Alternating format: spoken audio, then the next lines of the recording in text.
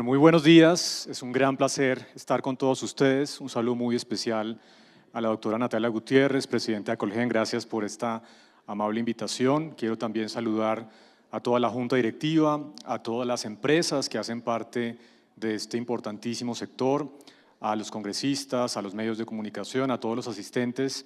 Es un enorme placer otra vez estar acá en un tema muy de fondo. Lo mencionó la doctora Natalia en su charla de apertura. Estamos en una situación en donde hay retos importantes para el sector que tienen implicaciones eventuales claves desde el punto de vista del crecimiento económico y del empleo. Y hoy lo que quiero es primero iniciar con una visión de largo plazo de cómo estamos en materia de consumo de energía, cuáles han sido las capacidades del sector para responder, como también lo mencionaba la doctora Natalia, a los fenómenos climáticos que hemos tenido en los últimos años, que ha respondido de manera adecuada. Y por supuesto, como se titula la charla, hablar de las perspectivas y los retos en ese balance energético, en donde voy a mencionar una serie de preocupaciones que tenemos desde el punto de vista de un desbalance entre la oferta y la demanda. Voy a explicar cuáles son los retos estructurales y por supuesto también a poner sobre la mesa algunas medidas que podrían mitigar esos retos que hemos identificado. Entonces voy a arrancar con esta primera gráfica que la he mostrado en algunas ocasiones en otras conferencias del sector, que muestra el consumo de energía por habitante a nivel mundial. Entonces en el eje horizontal está el ingreso por habitante, entre más a la derecha ustedes ven un punto acá, quiere decir que ese país tiene un mayor ingreso, es decir, es más rico. Y en el eje vertical tenemos el consumo de energía por habitante. Colombia está por allá, 12 megavatios por hora, per cápita es el consumo del país, está ligeramente por debajo de su tendencia. Colombia es un país de ingreso mediano alto, el promedio de esos países es más o menos 24 megavatios por hora, así que Colombia, si algo va a tener que hacer hacia adelante es aumentar aún más el consumo per cápita de energía. Si pensamos que Colombia continuará creciendo, continuará desarrollándose y ojalá alcance ese estado de economía de ingreso alto, pues va a tener que tener un ingreso no solamente más alto, sino también un consumo de energía más alto. O sea, Colombia hoy en día no es un país con consumo per cápita de energía alto y si algo, esto va a crecer. Desde el punto de vista del acceso, Colombia ha tenido uno de los logros más importantes, diría yo, junto con el aumento en la cobertura en el sistema de salud, que tiene que ver justamente con el aumento en la cobertura de los diferentes servicios públicos. Ustedes ven aquí el acceso a ese servicio público de electricidad en total para Colombia, que es la barra roja, más o menos el 99%, y comparado con países en donde ya prácticamente la gran mayoría están en cobertura universal. Estamos, digamos, muy cercano. La cifra, fíjense, el promedio del ingreso mediano alto, voy a ver si esto me funciona para apuntar, sí, 99.4%, nosotros estamos en 98.7%, es decir, en cobertura el país ha logrado avanzar en los últimos 30 años de manera sólida, prácticamente alcanzando cobertura universal. Sin embargo, por supuesto que todavía tenemos retos y es justamente cuando uno abre el promedio nacional, que está cercano al 99%, 97%, hay heterogeneidades a nivel de los diferentes departamentos. En la gran mayoría de departamentos en donde hay una presencia urbana y en donde hay, por supuesto, conexión directa al sistema de interconexión nacional, pues básicamente la cobertura es universal. Sin embargo, en el país hay algunos departamentos, especialmente de los antiguos territorios en el suroriente del país, en donde por las dificultades de acceso, pues naturalmente todavía hay algunos retos para esa conectividad. Caso, por ejemplo, el Baupés, la Bichada, la Guajira, Guainía, Guaviare y otros departamentos. Entonces todavía hay retos, especialmente en zonas poco pobladas, en donde hay una densidad rural más alta que el promedio nacional, pero en el promedio estamos hablando de una cobertura entre el 97 y el 98%.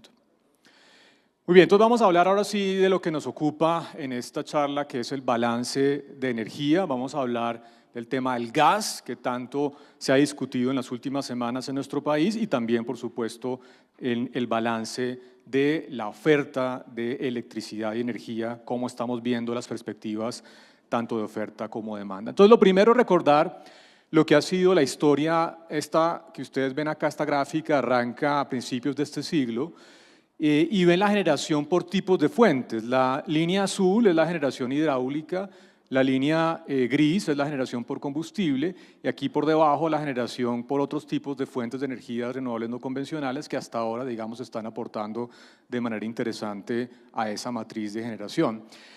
Aquí están claramente marcados los fenómenos del Niño 2010, 2016, 2020 no tuvimos fenómeno del Niño, no llegó, digamos, por las condiciones a ser clasificado como un fenómeno del Niño, pero fue un periodo de alta sequía que coincidió con una crisis económica y por eso, digamos, de alguna manera no hubo tanta presión sobre el sector.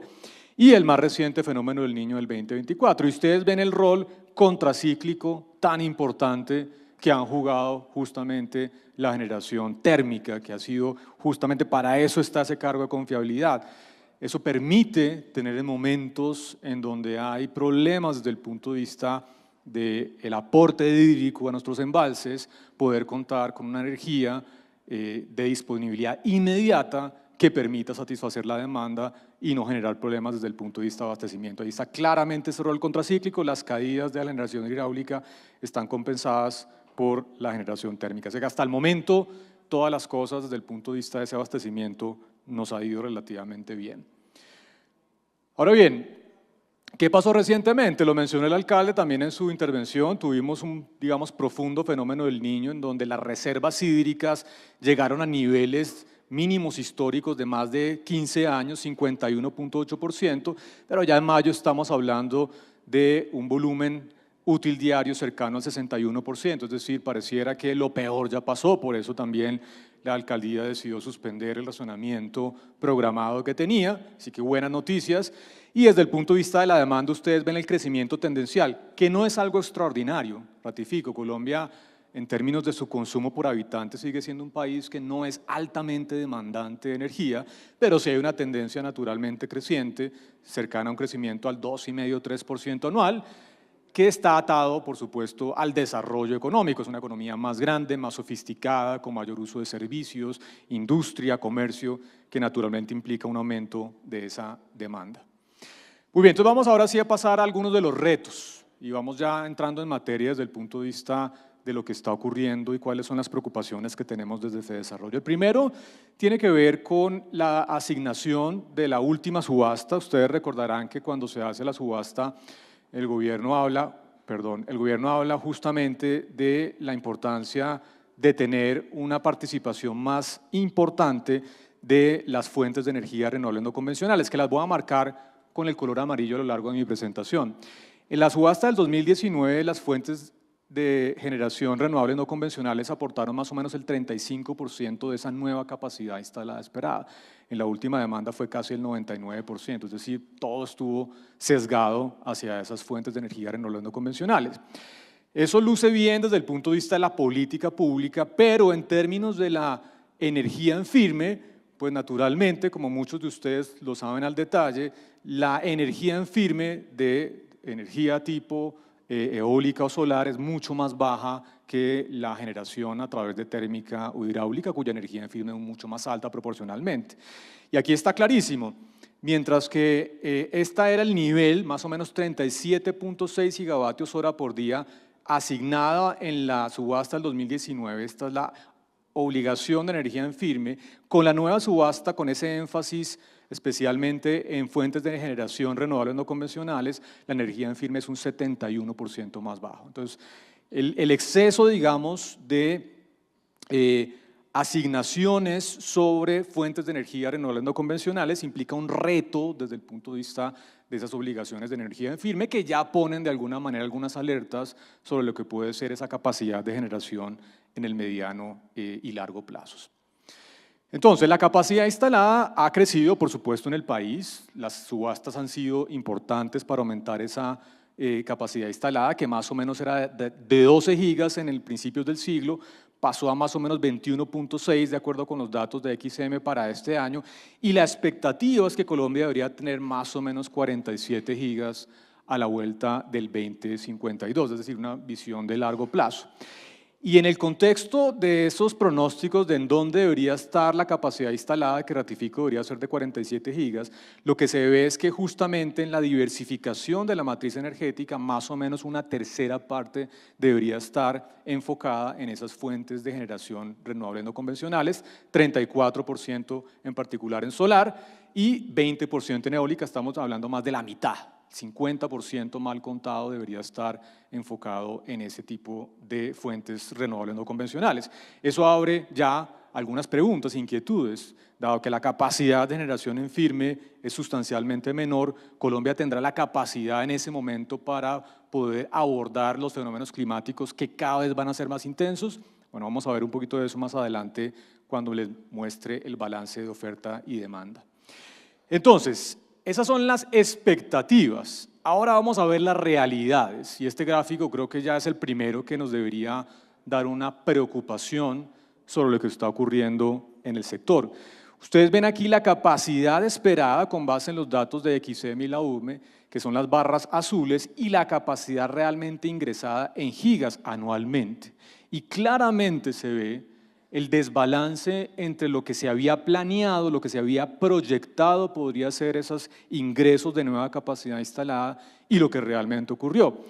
Y esto es sistemático, fíjense que desde 2020 la capacidad ingresada ha estado por debajo de 1.5 gigas al año, mientras que la capacidad esperada estaba fluctuando entre 2, 3, 6.6 en el 2023, 5.7 el año pasado, 3.5 este año, 7 el próximo año, es decir, claramente estamos viendo ya los efectos de los retos estructurales que tiene el sector en diferentes frentes que ya les voy a mencionar.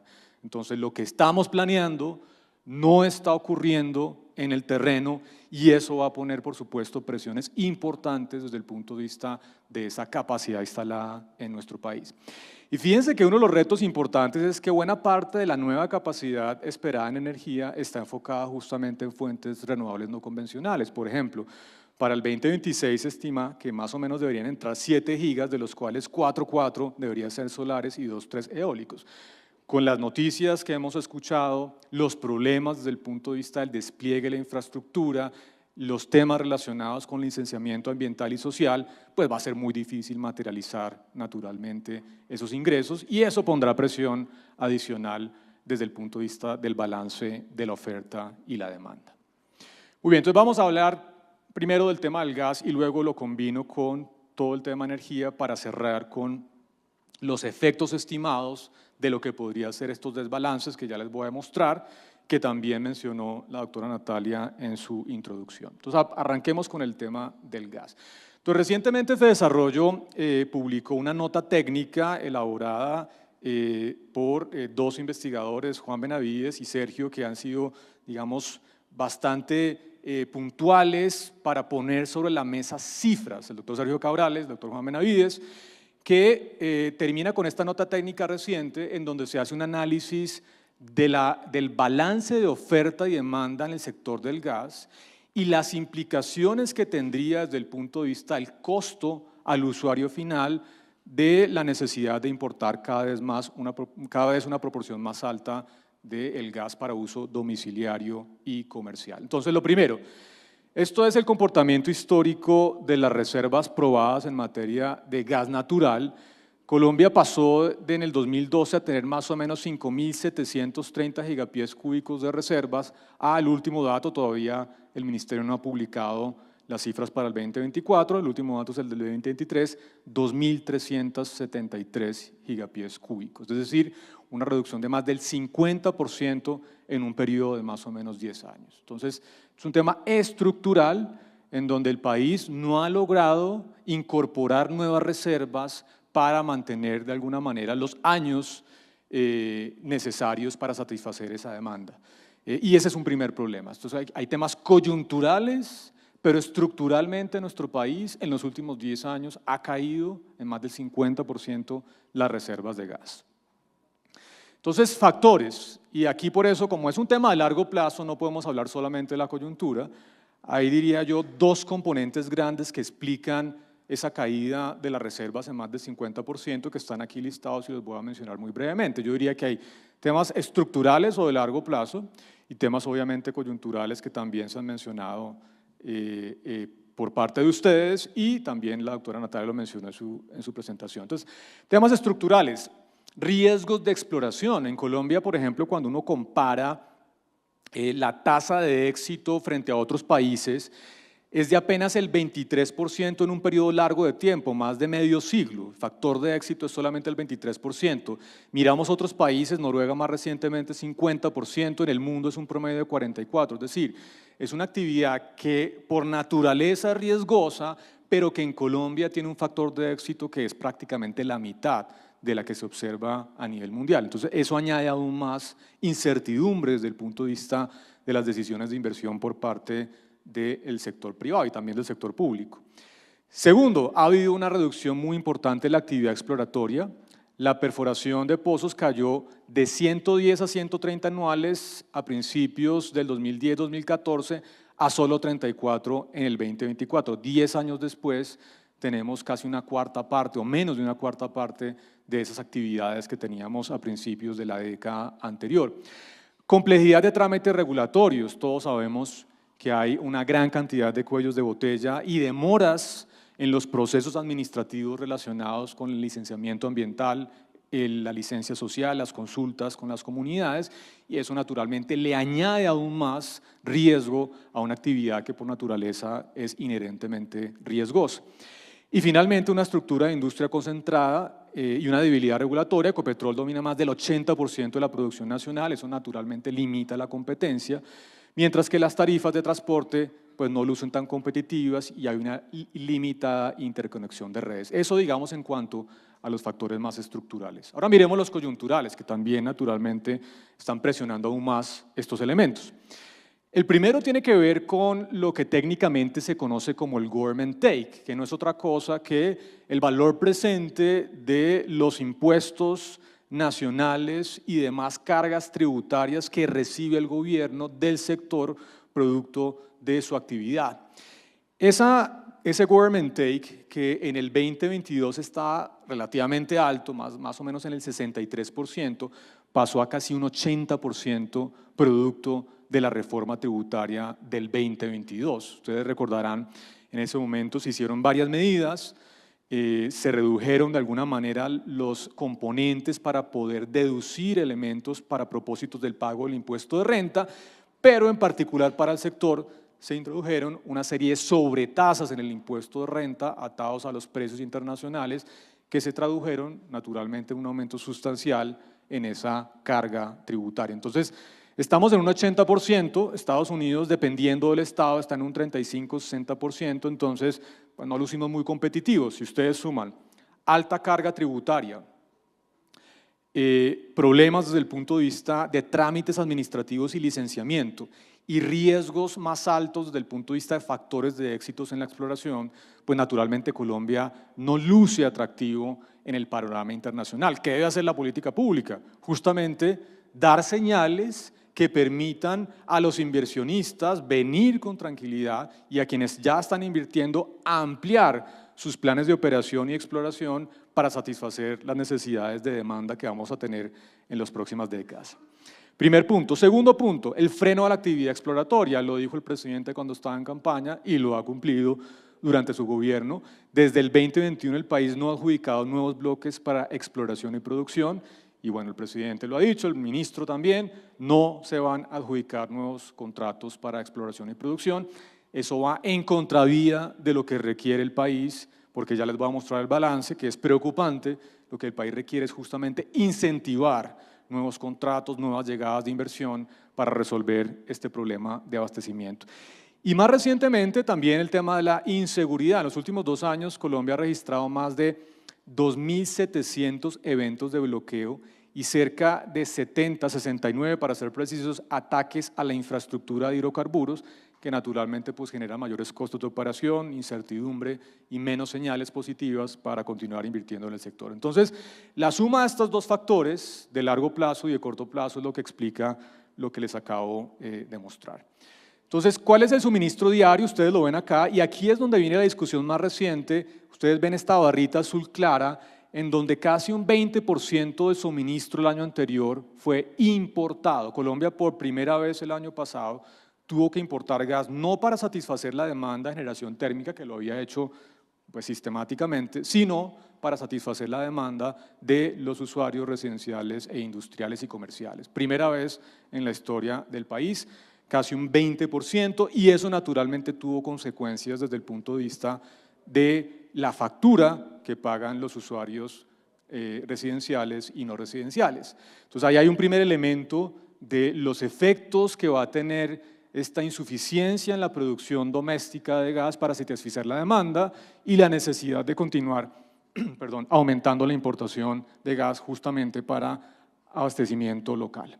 Entonces miremos las cifras, ahora sí, este también está tomado del paper de Sergio Cabrales y Juan Benavides, la nota técnica, y esto lo que hace es simplemente hacer una gráfica muy sencilla de oferta y demanda. Esto no es ideología, esto es simplemente mirar los datos, las cifras de cuáles son la capacidad instalada desde el punto de vista de producción local y de importación complementaria a la infraestructura que tiene nuestro país y cuál es la senda de crecimiento de la demanda en condiciones normales. Esto no es un escenario ácido como el que eventualmente podría ocurrir si es que Colombia empieza a crecer más rápido y seguramente la demanda de gas y energía aumenta de manera más rápida. Entonces la línea roja es la demanda que tendrá, digamos, obviamente picos estacionales relacionados con el fenómeno del Niño. ¿Por qué? Porque obviamente el gas justamente hace parte de esa generación térmica contracíclica. Cuando hay un fenómeno del Niño, pues tiene que haber un mayor abastecimiento de gas para satisfacer esa demanda. Y tenemos las barras azules, que es la oferta nacional, y las barras verdes, que es la oferta importada, digamos, dada la capacidad de regasificación que tenemos en la costa caribe, etcétera, etcétera. Muy bien, entonces, ¿cuándo estamos viendo ya? Aquí hay dos problemas. Quisiera como separar dos problemas que estamos viendo con esta situación. La primera es que ustedes ven que las barras azules están sistemáticamente por debajo de la demanda nacional. Esto lo que quiere decir es que Colombia va a tener que continuar importando gas para satisfacer la demanda del país, ¿no? Entonces ese es el primer punto y las consecuencias de eso las vamos a analizar en las siguientes diapositivas. Pero el segundo punto es que incluso importando gas y utilizando toda la capacidad instalada, ya para finales del 26, el próximo año y principios del 2027, vamos a tener problemas de abastecimiento. No da la capacidad instalada de regasificación para satisfacer una demanda en el contexto de un fenómeno del Niño estimado a finales del 2026, principios del 2027. Eso se va a repetir a la vuelta del 2030, finales del 2029, principios del 2030, y ya del 31 en adelante, simplemente, incluso sin fenómeno del Niño, la capacidad instalada no va a dar para satisfacer la demanda nacional. Entonces tenemos dos problemas, ratifico. Uno, relacionado con los efectos de los fenómenos climáticos, un fenómeno del Niño que seguramente va a llegar, que va a ser fuerte y en donde vamos a tener eventualmente problemas de abastecimiento, pero también la necesidad creciente de importar gas para poder satisfacer la demanda local y eso va a tener implicaciones desde el punto de vista de los precios. Entonces, justamente veamos esto también está tomado de la nota técnica de Sergio Cabrales y Juan Benavides y es ¿qué impacto puede tener sobre la tarifa de los usuarios residenciales y no residenciales un aumento de las importaciones? En particular en este caso se asume que el 50% del gas es importado, que es una cifra razonable con base en lo que acabamos de ver. Y aquí están los impactos. Para un 50% de gas, el impacto en la tarifa es de un aumento promedio del 40%. La nota técnica lo abre en las 5 principales ciudades, Bogotá, Medellín, Barranquilla, Cali y Bucaramanga. Para el caso de Bogotá, Medellín, Bucaramanga, el aumento es del 43 al 45%. Para el caso de Cali es cercano al 30% porque ya paga tarifas altas de transporte. Y finalmente para el caso de Barranquilla es más o menos un 12% porque estaría más cerca de la planta de regasificación. Promedio, 40% de aumento en el costo de este servicio público. Esto es un aumento sustancial. Hicimos nosotros el cálculo, esto no lo hicieron Sergio y Juan, pero lo hicimos nosotros con el equipo de FEDesarrollo, cuál es el impacto de esto en materia de inflación. Esto es muy importante porque esto va a tener implicaciones macro desde el punto de vista de la evolución de la inflación y en este caso de un 50% de gas importado, estamos hablando de un aumento de 0,4 puntos porcentuales en la inflación. Alguien puede decir 0,4 no suena mucho.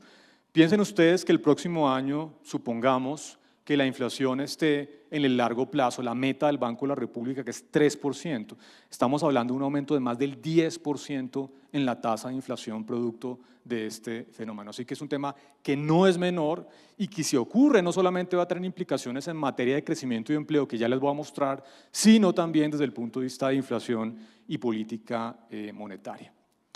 Muy bien, entonces justamente temas de crecimiento. Esto va a afectar esos fenómenos, digamos, de desabastecimiento y la necesidad de racionar el gas para poder satisfacer la demanda, va a tener implicaciones en materia de crecimiento y además en materia sectorial. ¿Quiénes se afectan más? Por supuesto, los grandes usuarios de gas. En este caso, la industria, en donde estimamos una caída de 1,4 puntos porcentuales en su crecimiento, en un sector que lleva prácticamente 2 años y medio en postración, no ha crecido. El dato de marzo fue positivo, pero apenas un crecimiento de 0,3 luego de 2 años de cifras en rojo. Para el sector de energía, gas y agua, otro gran usuario, por supuesto, una caída de 0,7, la minería, otro gran usuario, caída en medio punto porcentual, el comercio de 0,3 y en total solamente este impacto de más o menos 0,4 puntos porcentuales, producto de las necesidades de racionamiento si no se toman las medidas correctivas necesarias. Muy bien, paso a la energía eléctrica y cierro ya para dar paso al panel que sigue, que vamos a discutir varios de estos temas. Entonces, pasemos al tema de energía. Entro en materia inmediatamente. Aquí están los pronósticos que están de acuerdo con las cifras de XM y la UBME en materia de oferta, capacidad instalada para la generación de energía y la demanda con un crecimiento muy básico de apenas el 3% anual, es decir, ratifico, es un crecimiento moderado, nada que esté fuera de lo normal. Perdón, me devuelvo, me pasé. Aquí está. Entonces, ya estamos viendo para este año esta diferencia que ustedes ven entre la línea azul, que es la demanda y el crecimiento que estamos estimando para los próximos 5 años, y la suma y la barrita, que no sé qué color se ve, como color crema, es la capacidad instalada de generación. La diferencia entre la barra azul y la barrita de color crema es esta barra roja, que es en esencia los riesgos desde el punto de vista de un desbalance entre la oferta y la demanda. Ese es el mensaje fundamental. Ahora, esto es capacidad, digamos, de generación de energía en firme, que en condiciones climáticas normales podría eventualmente cubrirse. Esto, digamos, la generación de energía en firme usualmente asume un escenario en donde hay estrés hídrico y en donde, digamos, en el peor escenario, ¿qué tanto podría generar el país? Bueno, probablemente para el 2025 no vamos a tener problemas, se podría cubrir, pero ya a partir del 26 y 27, con la llegada del fenómeno del Niño, sí seguramente podríamos tener problemas para abastecer la demanda de energía en el país. Y obviamente esto se repetirá en el próximo fenómeno del Niño, que ratifico será a finales del 2029. Entonces, ya estamos viendo estrés. Es raro que en Colombia viéramos una gráfica de oferta y demanda en donde la diferencia entre la energía en firme y la demanda de energía, pues tuviera esa brecha roja que estamos proyectando con base en los datos de XM y de la UBME. Muy bien, entonces a esto se suman otros problemas, esto lo han mencionado entre otros Asocodis y por supuesto varias empresas del sector, las deudas que tiene el gobierno con las empresas de energía, más o menos de alrededor de 7 billones de pesos. Acá hay varios factores, están relacionados con los subsidios, especialmente para los estratos 1, 2 y 3, la opción tarifaria que se aplicó durante la pandemia y esa plata pues todavía debe cancelarse, y deudas con usuarios oficiales, entre otros factores que implican una deuda de 7,2 billones de pesos. Uno de los factores que está presionando mucho este fenómeno de la deuda del gobierno frente a los subsidios es que ha habido un aumento muy grande del monto de los subsidios. Ustedes ven aquí el balance, los subsidios otorgados, que es la diferencia entre las contribuciones, y eso me da un déficit anual. Las contribuciones han subido de más o menos 1,5 a prácticamente 3 billones por el aumento en el precio de la energía, pero los subsidios han subido de un rango de más o menos entre 3 y 4 a el año pasado 7,1 billones de pesos. ¿Por qué? Pues porque el precio de la energía ha subido, por ende los subsidios son más grandes y eso implica una presión de caja adicional para las empresas y para el gobierno. Entonces, por supuesto, el gobierno tiene que resolver este problema, tiene que sentarse con los gremios, con las empresas para dar señales de cómo se va a pagar esa deuda, esa liquidez naturalmente. No solamente afecta a la caja de las empresas, sino afecta a las oportunidades de inversión, en donde queremos justamente que haya más inversión en este sector. Sin embargo, un punto que creo clave mencionar en el tema de los subsidios, me parece absolutamente esencial, y es que ya lo he mencionado varias veces en congresos de Andesco, en congresos de Asocodis y otros gremios, tenemos un enorme problema en la focalización de los subsidios públicos. Y políticamente es difícil corregir esto, pero el país va a tener que tomar la decisión de resolver este problema porque montos de subsidios anuales de 7 billones de pesos difícilmente se van a poder pagar sistemáticamente en el contexto de un espacio fiscal que, como ustedes saben, es cada vez más limitado. Entonces, el país va a tener que tomar esta discusión en serio. Nosotros hace ya 4 años hicimos un trabajo en donde hicimos un cálculo de cómo se asignan los subsidios públicos, el gasto que hace el gobierno en diferentes programas sociales, y uno de los peor focalizados junto con los subsidios de vivienda y las pensiones que usualmente le llegan a las personas de ingresos medios y altos, es los subsidios a los servicios públicos. La cifra es que el 81% del gasto en subsidios que hace el gobierno le está llegando a hogares que no son pobres. ¿Por qué?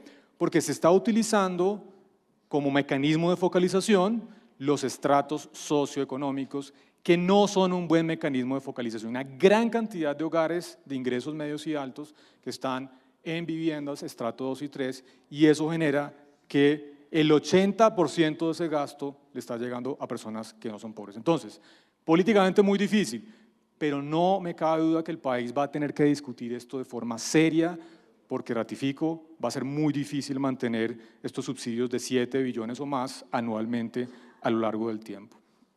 Muy bien, ya voy cerrando, porque veo que aquí me están poniendo ya que se me acabó el tiempo. Entonces, temas que mencionó también la doctora Natalia, esto es muy importante, esta es la visión de largo plazo, 1990 a 2025, más de 30 años de historia. Bueno, ¿qué efectos positivos ha generado el marco normativo que tiene el sector, las inversiones que ha hecho el sector público y el sector privado en términos de la confiabilidad en la prestación del servicio? Bueno, pues Colombia en este periodo de 32 años, bueno, 33 años, si incluimos 2025, ha tenido solamente un episodio de racionamiento, que todos lo conocemos, nos acordamos de él, principios de la década de los 90, y luego, a diferencia del resto de países, fíjense, Argentina, Venezuela, México, Ecuador, han tenido episodios mucho más pronunciados, más frecuentes a lo largo del tiempo. O sea que esto muestra que es un sector sólido, que ha generado esa capacidad de abastecer la demanda, que por supuesto tiene que continuar mejorando desde el punto de vista del acceso, especialmente a esas zonas que no están interconectadas, pero importante para eso dar señales que permitan justamente aumentar esa inversión. Entonces, los costos de racionamiento de energía, nosotros estimamos, aquí está, digamos, la cifra resumen, podríamos estimar más o menos de 1.3% del PIB, esto es solamente energía sin incluir el impacto indirecto que generaría también un racionamiento de gas. Y cuando lo incluimos, aquí está justamente el resumen, tenemos que eventualmente para el 2031 al 2033 podríamos tener un impacto negativo en materia del crecimiento económico de 1,7 puntos porcentuales.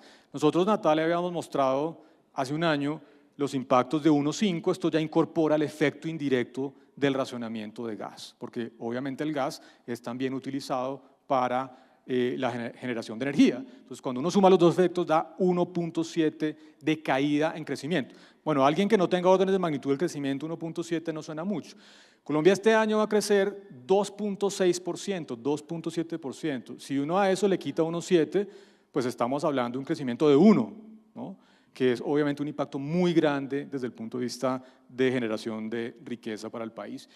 Y cierro con esta gráfica que muestra, bueno, esto que impacta desde el punto de vista social, porque los economistas hablamos mucho de crecimiento económico, pero no porque el crecimiento sea interesante per se, por supuesto que lo es, sino también por los impactos que esto tiene desde el punto de vista de generación de empleo y reducción de pobreza. Y bueno, estamos calculando una pérdida de 260.000 empleos. Para que ustedes tengan órdenes de magnitud, la creación de empleo promedio antes de la pandemia en el periodo 2013-2019 fue de 262.000 empleos. Es decir, que si esto ocurre, vamos a tener al menos un año perdido en materia de generación de empleo, no creación de empleo en el neto producto de los efectos de ese racionamiento de energía y gas. ¿Y esto qué implica en materia de pobreza? Los aumentos de las tarifas, el aumento en el desempleo, implicará un aumento de la pobreza de medio punto porcentual, más de 260.000 personas en condición de pobreza, y de 0,2 puntos en pobreza extrema. Estamos hablando de más de 100.000 personas adicionales en condición de pobreza. Muy bien, voy a pasar esto para cerrar. Entonces, aquí están los obstáculos y de alguna manera esto da luces sobre, hablando constructivamente, de las medidas que se deberían implementar para evitar que lleguemos a esta situación, a este escenario de racionamiento de gas, de racionamiento de energía en los próximos años. El primero, pues obviamente tiene que ver con los retrasos en consultas previas y los conflictos sociales. Nosotros en FEDesarrollo hoy estamos haciendo un estudio que vamos a publicar en los próximos meses para hacer un balance de todo lo que tiene que ver con licenciamiento ambiental y social para el despliegue de infraestructura, entendiendo infraestructura como infraestructura vial y por supuesto energética. Entonces vamos a hacer un balance, qué es lo que está pasando, cuáles son los tiempos para poder hacer recomendaciones de política pública que de manera definitiva permitan resolver este problema. Si Colombia no se toma en serio los cuellos de botella de licenciamiento ambiental y social, pues difícilmente va a poder resolver este problema para aumentar las inversiones y el despliegue de infraestructura.